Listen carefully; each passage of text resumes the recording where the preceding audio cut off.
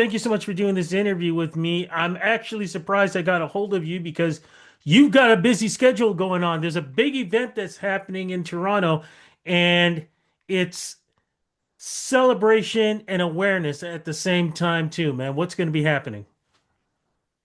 We have the second annual Live Loud show, September 10th at Massey Hall.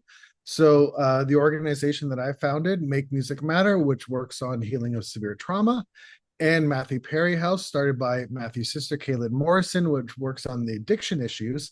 And sort of the umbrella between the two is mental health. And so we've partnered together for the second year in a row to put on a concert, not only to raise funds for our work, but to just raise the voice on being able to talk about the stigma of mental health and to be open about it as easy it was speaking about a toothache and needing to go to the dentist. So we have iconic acts this year, just fantastic. You know, Julian Taylor and Ace Anabe, the Strumbellas, um, Todd from The Offspring, Conan Brown Sound for Sum 41, Maestro, Mishi Me, Washboard Union, on and on. Oh, geez, Biff Naked and Fifi Dobson. There's so many that I forget. And hosted by Lauren Ash from Superstore and Bruce McCullough from Kids in the Hall. So it's quite a special night, I think. Let's talk about when we talk about mental health. I mean, I was born in 1964, okay? So I grew up 70s and 80s. Mental health, what's that? You just dealt with it. Mm-hmm. Shut up and deal with it, It wasn't anything that was ever talked about. It was anything you never really saw on television. You never heard about it on the radio.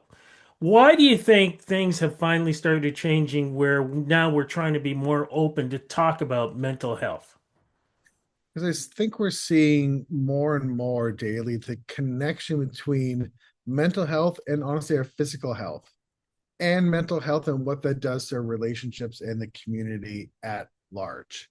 You know, for example, this is really interesting and present. You brought that up because my call just before this was talking to the Canadian embassy in Ukraine, just coincidentally, about Make Music Matter and trying to bring our model and program to Ukraine for that.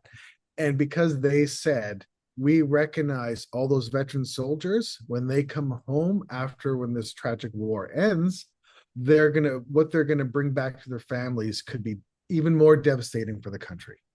So the fact that federal governments realize this en masse, I think, is just honestly, it's a great example to just what you talked about.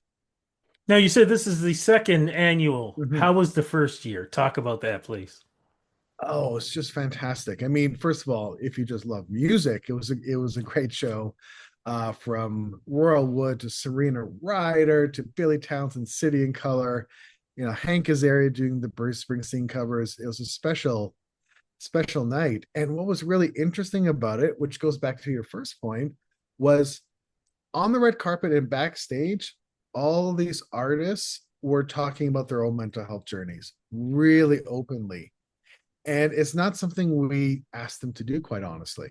Like we didn't. It was just, you know, it's up to them, and there was no conversation beforehand. It The room naturally went to that en masse, and it was really beautiful. It really was like you can kind of you felt it in the air of how safe adults felt about talking about this stuff openly in public. It was really cool. Go back again because you mentioned about Matthew Perry's sister being involved with this. How did this all originate from? Talk about it from the beginning, from just the first mental thought about this to the creation of it of its first year. Yeah, you know, very long story short, it was, I guess, a year, you know, not this past January, February, but the year prior. Mhm. I had gotten an email from Caitlin Morrison, Matthew's sister, through a colleague of mine, just mutual friends, saying, "Hey, my friend Caitlin is putting on an event in Ottawa tomorrow. The artist dropped out. Do you know anybody?" Kind of thing. The artist couldn't make it anymore. And I'll be honest, in at that time, my mental health was really poor.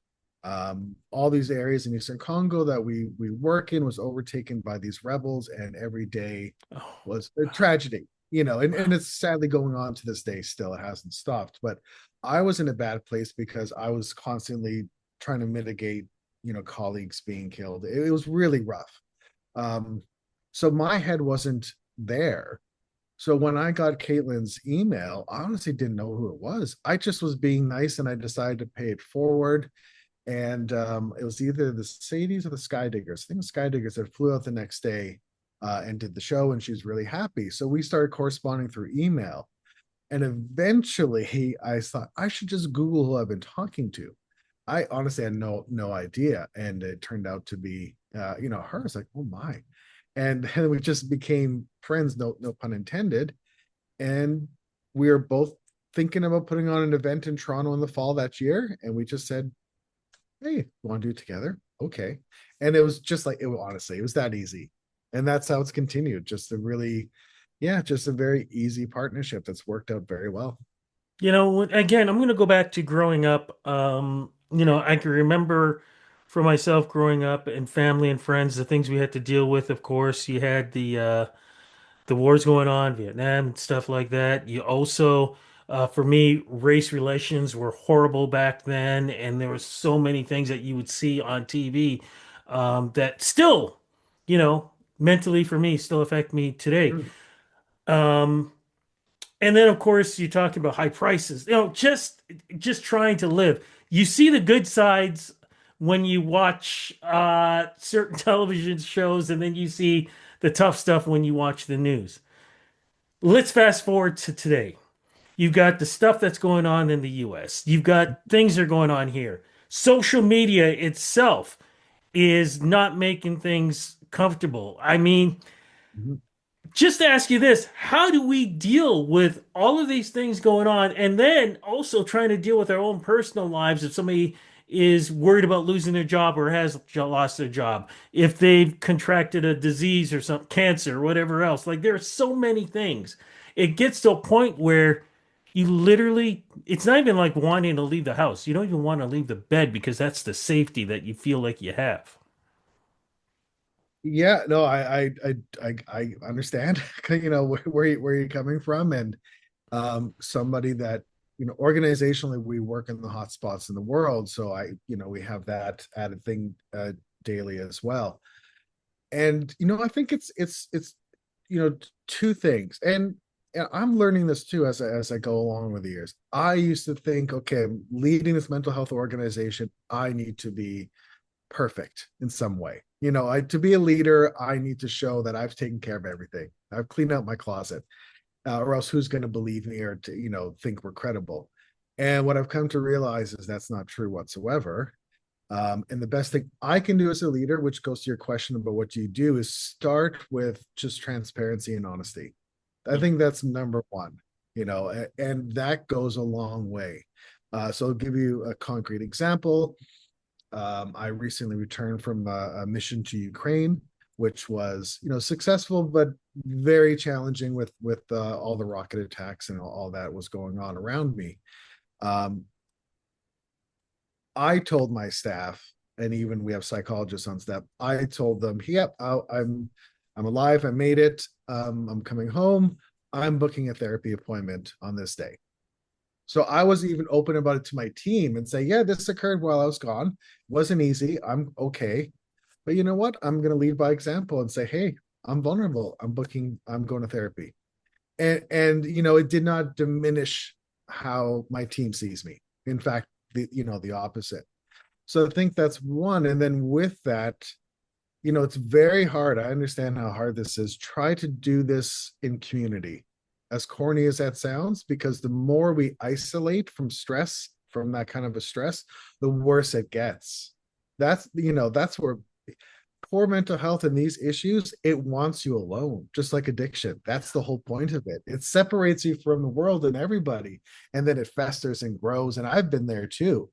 And the most powerful thing I think you can do is just to be open, even to find the people you trust and just be honest and say, hey, I want to come out tonight, to whatever it is, the whatever, the cafe, the whatever, the patio. But just so you know, guys, I'm really not in a good place because of this. I hope that's okay, but I still want to come. And that sounds trite, but it does absolute wonders. And that's how I would start tackling it. You're bang on that. Let's get back to the show. Again, what day is it going to happen? September 10th. Time, where? Hold on. Yeah. And the most important part, how do Yeah. we get tickets to support this? And can we even donate to this? Yes, you can in multitude of ways. You can if you go to makemusicmatter.org and click donate, there's a dedicated fund for this that you'll see. And all the proceeds get split equally 100%, 50-50 between Matthew Perry House and Make Music Matter. Come to the show September 10th. Just go to the Massey Hall website, you'll see it, and you can get tickets through there. I mean, if you want to come because you're a fan of Kids in the Hall or Superstore or any of the artists that that I mentioned, it's gonna be just a fantastic night. So September 10th, Massey Hall, please come and support. Brother, thank you so much for this interview, but more importantly, thank you for putting this cause out there for people who are probably feeling very alone. And I guarantee you, when they hear about this, they're not going to feel so alone anymore. Thank you so much for the interview. Thank you very much. Appreciate it.